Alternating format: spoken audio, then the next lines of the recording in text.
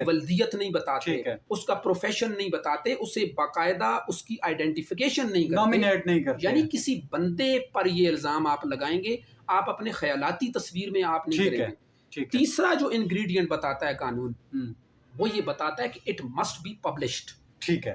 اسے پبلش ہونا چاہیے۔ صحیح ہے، یہ جو آپ کی الزام تراشی ہے، یہ جو آپ کا جھوٹا الزام ہے کسی دوسرے شہری پر، یہ جو آپ بہتان باندھ رہے ہیں، اسے پبلشڈ ہونا چاہیے۔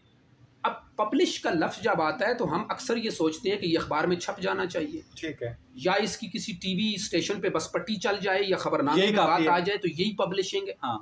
یہی صرف پبلش ہونا نہیں ہے، ٹھیک ہے، پبلش ہونا اس کے اندر تحرک کا عنصر پایا جاتا ہے، ٹھیک ہے، کہ ایک انفارمیشن کا، ایک اطلاع کا یا ایک خبر کا ایک جگہ سے دوسری جگہ سفر کرنا، بالکل صحیح ہے، کہ اسے سرکولیٹ کرنا چاہیے، بالکل صحیح چاہے ہے، یہ میڈیا کے ذریعے، الیکٹرانک میڈیا ٹھیک کے ہے۔ ذریعے